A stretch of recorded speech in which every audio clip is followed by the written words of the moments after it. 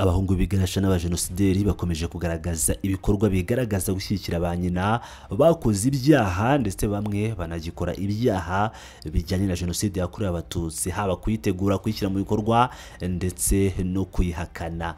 Ubwo ndahera kuri Jean Habyarimana, ngira ngo murabyibuka neza ko amaze iminsi agaragaza ibikorwa byo gushyigikira nyina Agatha Kanziga wakoze ibyaha bya jenoside nk'uko twakomeje kugenda tubigaragaza by'akazo n'ibindi. Aho muri iyi minsi uyu Jean Habyarimana yagaragaje ko nyina nta cyaha yigeze akora mu gihugu cy'u Rwanda. Uyu munsi tugiye kugaruka kuri Remy, umuhungu wa Victoire Ingabire Umuhoza, aho nawe agaragaza ko nyina nta byaha yakoze, mu gihe noneho ibyaha bya nyina ari bishya bikiri bibisi cyane, dore ko byabaye mu myaka ya vuba ndetse nyina akaba agikurikiranwa n'inzego z'ubutabera z'u Rwanda. Uyu muhungu wa Ingabire Victoire Umuhoza witwa Remy Amahirwa yongeye rero kujijisha no kubeshya amahanga, ahagaragaza ko nyina arengana, asaba Leta Zunze Ubumwe za Amerika gushyira igitutu ku Rwanda kugira ngo arekurwe. Tugiye kubagezaho rero iyi nkuru yose uko yakabaye kuri ibaruwa yanditswe na Remy ku 20 Kamena 2025. Ni urwego rw'igihugu rw'ubugenzacyaha rwatangaje ko Ingabire Victoire Umuhoza yatawe muri yombi nyuma y'uko urukiko rukuru rusabye ko akorwaho iperereza ku byaha birimo kureba umutwe w'abagizi ba nabi no gutegura ibikorwa bigamije gukurura imvururu muri rubanda. Uyu mugore akurikiranweho ibyaha birimo gushyiraho umutwe w'abagizi ba nabi, guteza imvururu, kugira nabi ubutegetsi buriho, gukwirakwiza amakuru atariyo cyangwa icengezamatwara rigamije kwangisha Leta y'u Rwanda mu bihugu by'amahanga, gutangaza amakuru y'ibihuha, gucura umugambi wo gukora ibyaha byo kugira nabi ubutegetsi buriho, nicyo kwigaragambya. Icyakora umuhungu w'uyu mugore ntiyumva impamvu nyina afunzwe, ari nayo yatumye yandikira ibaruwa abo muri Amerika abasaba ko bategeka u Rwanda kutamuryoza ibyo akurikiranweho. Ifungwa rya Ingabire ryaje rikurikiye ibikorwa byo kugambirira ubugizi bwa nabi binyuze mu mahugurwa yahawe abayoboke b'ishyaka rye. Ni amahugurwa yigiwemo uburyo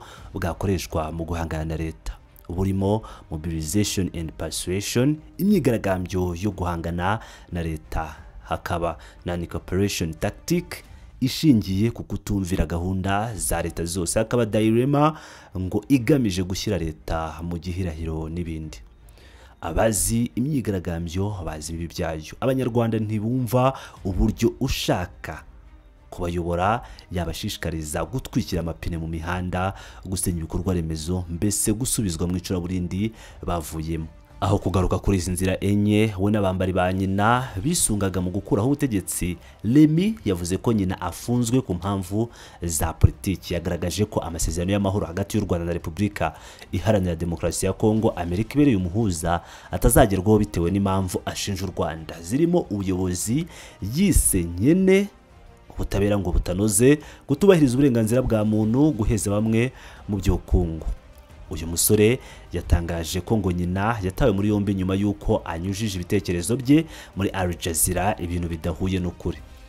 Muri icyo gitekerezo uyu mugore yashimangira raporo zidafututse zishinja u Rwanda gutera inkunga umutwe wa M23, wumva atitaye ku mpamvu muzi uyu mutwe uharanira uburenganzira bw'abanyekongo bahohoterwa bakicwa umunsi ku wundi urwanira. Icyo gihe yavugaga ko ngo u Rwanda rukwiriye kuganira n'abatavuga rumwe narwo, impunzi n'abandi, yiyibagije ko n'ukivuka azi neza ko ibiganiro hagati ya Leta y'u Rwanda n'impunzi ziri muri Kongo bigamije kuvugira umutwe w'iterabwoba wa FDLR, na cyane ko ari wo uhakorera.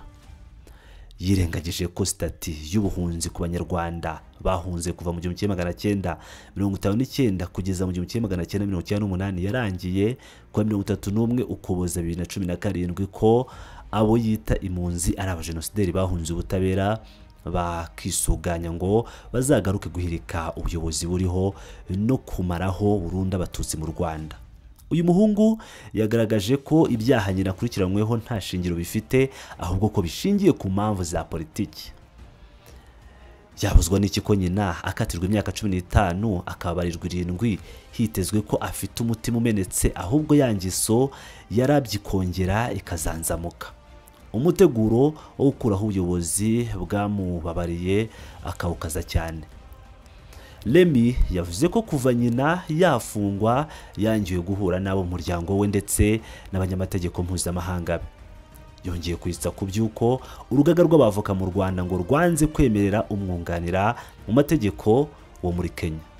Uyu munyamategeko uyavuga ni Emily Kwamboka Osiemo, asanzwe abarizwa mu rugaga rw'abavoka muri Kenya. Icyakora urugaga rw'abavoka mu Rwanda rwanze ko aza gukorera mu gihugu ku mpamvu umuyobozi mukuru warwo Maître Nkundabarashi Moise yasobanuye.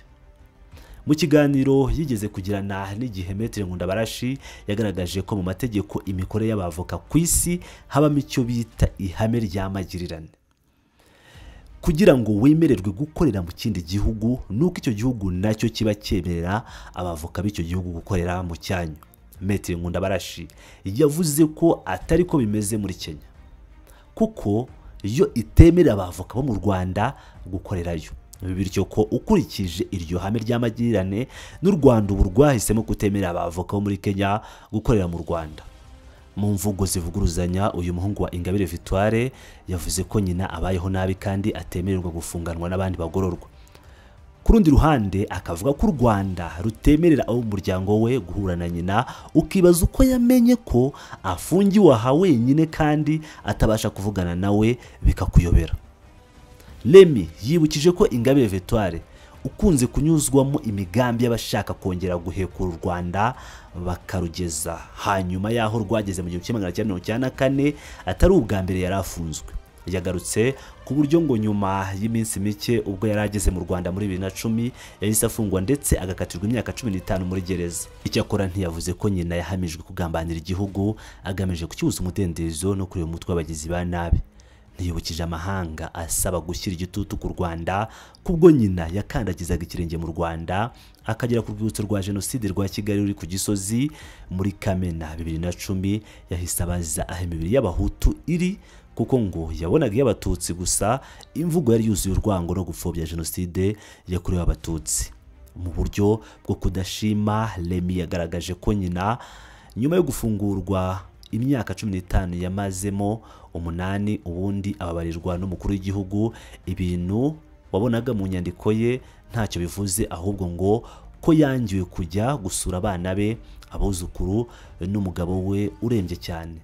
Nyamara ubanza na nyir'ubwite atararwe ishinga n'uwo mugabo we urwaye, ahubwo ikimubabaje ari ukwifashisha umutungo mu by'ubwenge bwabo muri Serbia ngo ashyire mu bikorwa operation shira ubwoba udahungetwa ugahungeta serwakira sondage n'indi migambi yose igamije guteza imvururu no kugira nabi abanyarwanda ahora yifuriza kuyobora.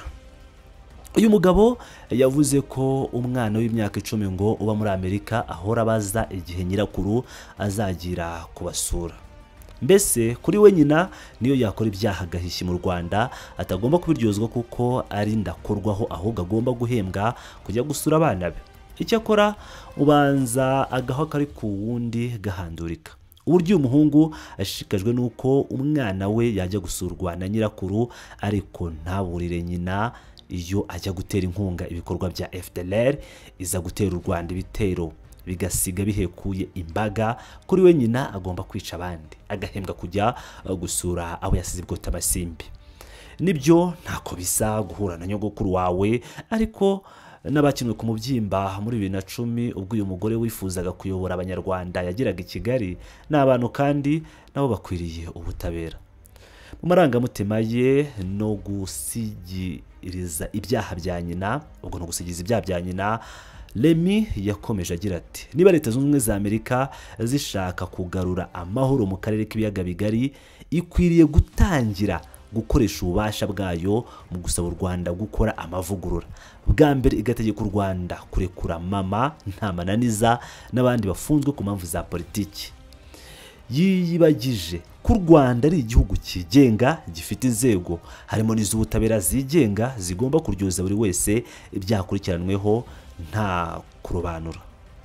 Uyu mugore asabira gufungurwa uretse ibyo guhuza abantu mu matsinda bagamije gutegura imyigaragambyo n'ubundi bugizi bwa nabi.